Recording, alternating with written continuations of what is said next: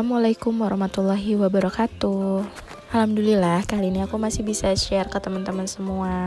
Di video kali ini seperti biasa aku mau sharing budgeting di bulan Mei. Teman-teman semua gimana nih kabarnya? Mudah-mudahan selalu diberikan kesehatan dan kebahagiaan setiap harinya ya. Amin amin ya Allah ya rabbal alamin. Nah, ini aku lagi bikin kue kering ya teman-teman. Aku ini mau bikin nastar. Kemarin kan udah beli bahan-bahannya, terus aku eksekusi langsung sama mama. Di sini aku nggak jelasin detailsnya ya teman-teman. Nanti untuk resepnya aku akan cantumin di description box. Nah, seperti biasa aku mau sharing tentang keuangan lagi di bulan Mei. Gimana nih teman-teman untuk rekapitulasi atau evaluasinya di bulan April kemarin. Minus atau ada sisa ya? Kalau ada sisa alhamdulillah, kalau minus kita perbaiki lagi di bulan berikutnya ya teman-teman. Nah, sebenarnya untuk pengaturan keuangan di bulan Mei ini masih di suasana lebaran gitu ya teman-teman, karena kan lebaran ini bertepatan dengan tanggal muda gitu. Dalam artian ya masya Allah ya, dompet rada-rada terisi gitu ya. Tapi di sini aku ingetin lagi supaya warning buat keuangan kita tetap aman, mesti harus dibajetin juga ya teman-teman. Meskipun mungkin ada yang berantakan pengaturan keuangan di bulan ini, nggak apa-apa juga, karena kan sekarang musimnya mudik atau liburan sana sini. Tapi lebih baiknya lagi diatur lagi ya teman-teman, atau dibajetkan sebelum kita mau mudik atau mau pergi liburan. Jadi biar ada self controlnya juga ya, karena kan sama kayak aku juga ya teman-teman. Kalau misalkan ada uang di dompet tuh tanpa kita budgetin gitu ya, atau kita nggak pisah-pisahin uangnya, udah aja uangnya tuh nggak tahu pergi kemana. Jadi mending prepare dulu aja sebelum kita mau pergi mudik atau pergi liburan. Jadi pulang dari mudik kita nggak pusing ya uang kita perginya kemana aja. Nah, biasakan untuk bedakan ya teman-teman antara uang THR dan uang gaji pokok seperti biasa. Biasanya kalau uang THR itu lebih bagusnya dipakai untuk hal-hal yang benar-benar urgent ya teman-teman. Dan mohon maaf banget ya teman-teman, kalau kemarin itu aku nggak sempat budgetin uang THR. Mungkin aku mau sedikit share di video selanjutnya, karena aku pakai uang THR-nya buat sebagian untuk investasi, sebagian lagi untuk keperluan lebaran. Baiknya lagi sih uang THR itu alokasinya untuk yang pertama bayar dulu kewajiban atau utang-utang, terus sisihkan dana darurat, dan sisanya untuk keperluan lebaran. Tapi sebenarnya di sini aku mau disclaimer dulu ya teman-teman. Aku sharing keuangan kayak gini bukan bermaksud aku untuk ria atau pamer, tapi aku mau sharing seputar keuangan rumah tangga aku biar teman-teman juga ngerasain dan mau praktek ya dari apa yang aku jalani saat ini ya, karena benar-benar membuahkan hasil ya.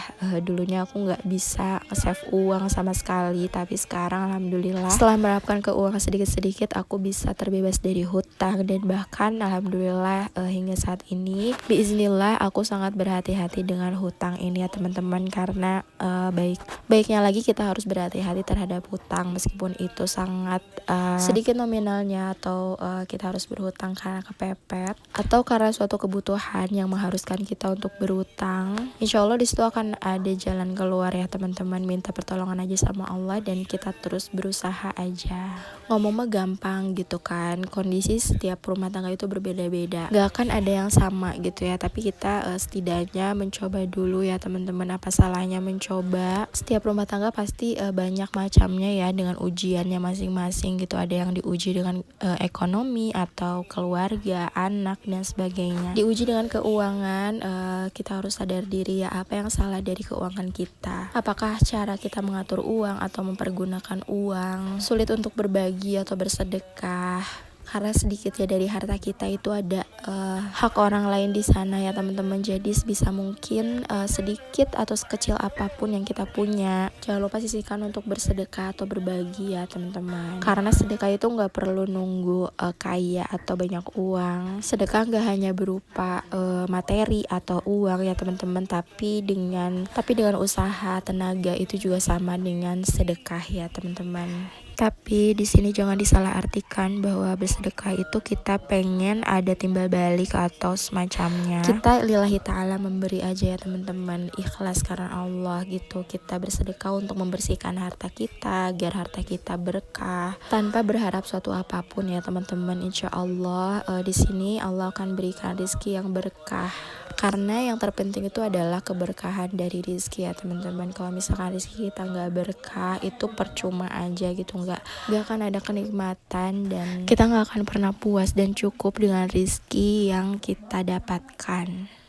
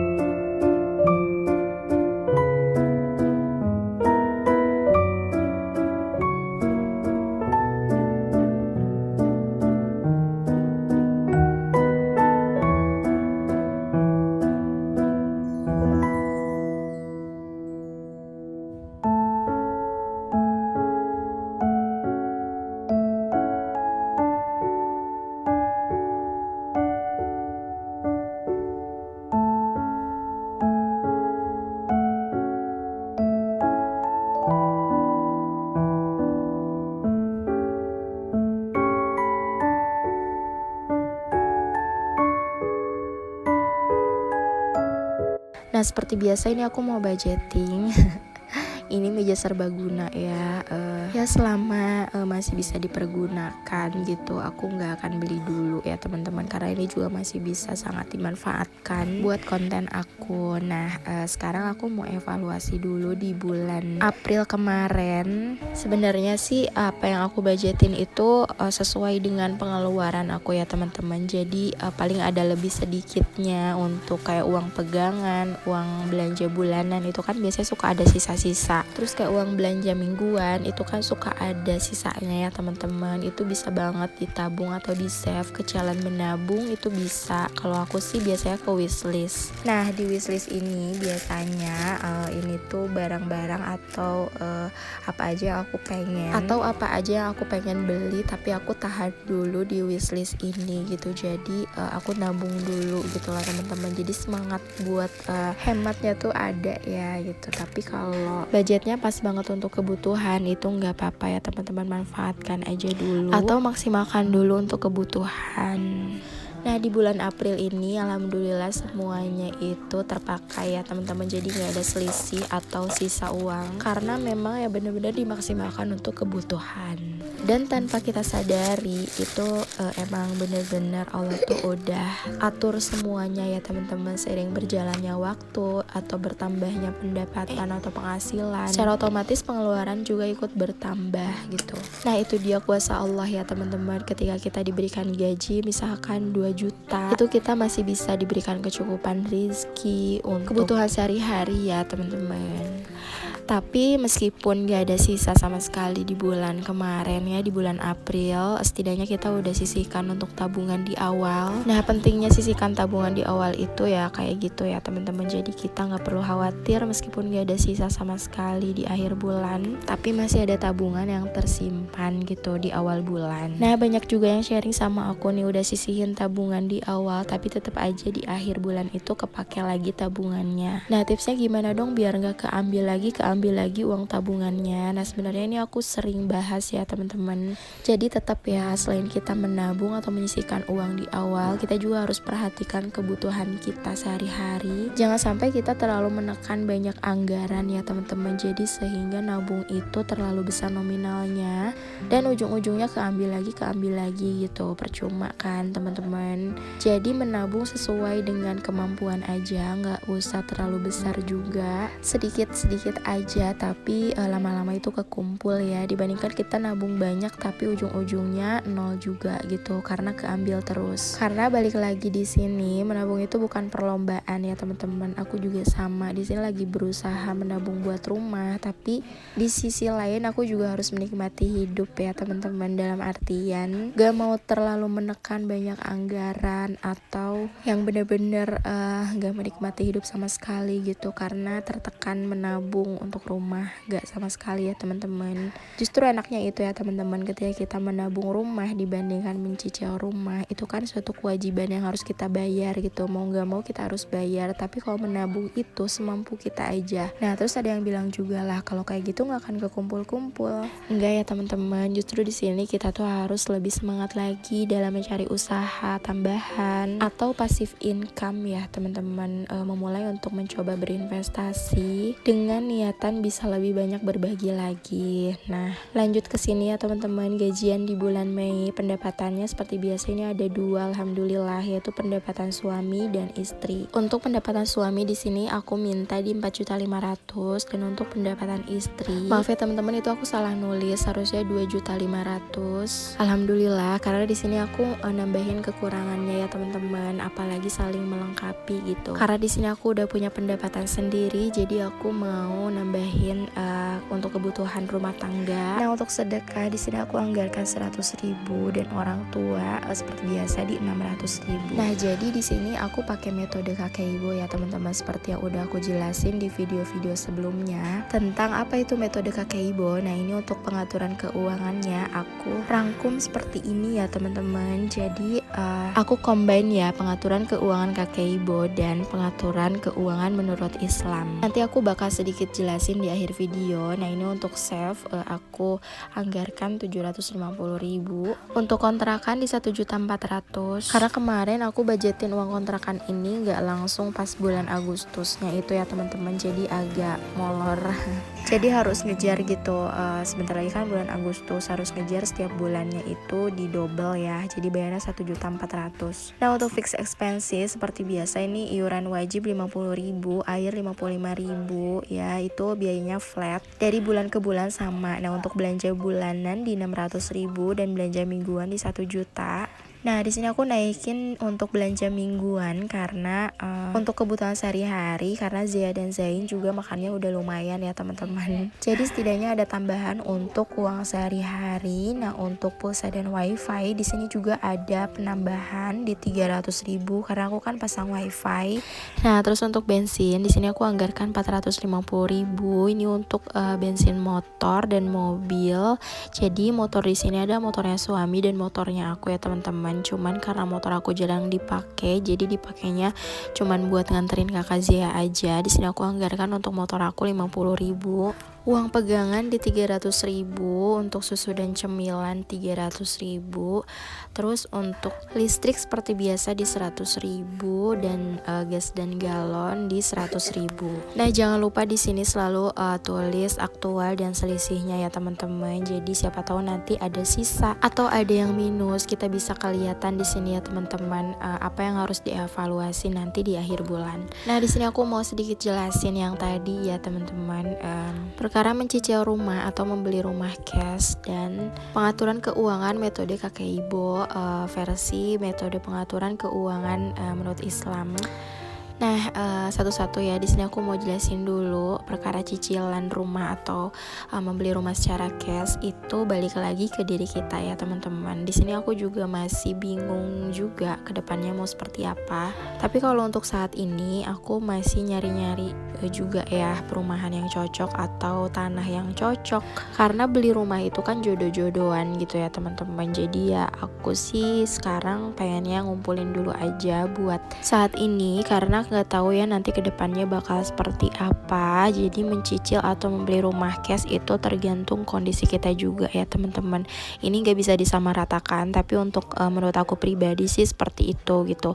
Aku sendiri masih pengen menabung gitu untuk rumah, tapi kalau kedepannya ada rezeki atau mungkin jodohnya aku untuk mencicil rumah, itu aku bakal rundingin lagi sama suami bagusnya seperti apa. Yang penting caranya tetap cara yang syar'i ya teman-teman, tentunya biar ada keberkahan juga untuk keluarga dan rizki kita ke depannya. Nah, aku juga mau sedikit share pengaturan keuangan menurut Islam ini. Terus ada juga yang nanya, memang zaman dulu ada pengaturan keuangan ya? Enggak ya teman-teman. Jadi di sini aku merangkum semuanya. Jadi pengaturan keuangan menurut syariat Islam ini ya seperti ini yang aku jalani saat ini. Ternyata nyambung juga dengan metode kakek ibu ya, seperti yang aku udah baca di buku pengaturan keuangan metode kakek ibu. Terus aku juga pelajari semuanya dengan gimana caranya mengatur keuangan menurut Islam gitu teman-teman, dan ternyata ada suatu kesamaan ya, bahwa ini salah satu contohnya ya di Quran surah Al-Isra ayat 26-27. Bismillahirrahmanirrahim. Dan janganlah kalian menghambur-hamburkan harta secara boros, sesungguhnya pemboros-pemboros itu adalah sahabat setan. Nah, nyambung ke metode kakek ibu. Di dalam metode kakek ibu ini kita juga dianjurkan untuk selalu memprioritaskan kebutuhan ya dibandingkan keinginan. Jadi dalam pembelian barang juga kita harus telaten ya teman-teman, dalam artian jangan terlalu menghambur-hamburkan uang. Ada baiknya uang tersebut ditabung dan sebagian disisihkan untuk saudara yang membutuhkan gitu teman-teman. Dan di sini juga pengaturan keuangan menurut Islam ini setidaknya kita harus menyisihkan sebagian untuk sedekah. Dan aku juga udah pernah bikin sinking funds ya teman-teman yang aku buat. Itu aku juga ada tabungan untuk kurban, umroh, dan masjid. Itu untuk mengingatkan selalu untuk self reminder aku sendiri, karena di dalam harta aku ini ada haknya orang lain ya teman-teman. Ini mohon maaf, aku bukan bermaksud untuk pamer atau sebagainya, aku hanya ingin mengingatkan. Dan ini juga salah satu rem ya agar kita bisa lebih self control terhadap apa yang kita dapatkan di dunia ini, bahwa seperti yang kita tahu, kita tinggal di dunia ini gak akan selamanya ya teman-teman. Jadi harus ada pegangan untuk tabungan di akhirat juga. Nah, terakhir di sini aku tulis income tracker seperti biasa. Jadi ini pendapatan aku ya, alhamdulillah teman-teman. Jadi di sini aku punya 3 pendapatan dari YouTube, Shopee affiliate, dan sponsor. Nah, gaji aku ini nggak tentu ya teman-teman, tapi setidaknya alhamdulillah sedikit-sedikit bisa membantu kebutuhan rumah tangga juga. Mudah-mudahan ini jadi suatu motivasi ya buat ibu rumah tangga di luar sana yang pengen punya penghasilan tambahan. Insya Allah ini akan dinilai sebagai suatu sedekah. Dan jangan lupa niatkan dalam hati kalau kita mencari penghasilan tambahan itu untuk membantu keluarga lebih banyak lagi dan untuk bersedekah lebih luas lagi ya teman-teman. Jangan lupa di like, comment, subscribe. See you in 144 episode. Wassalamualaikum warahmatullahi wabarakatuh.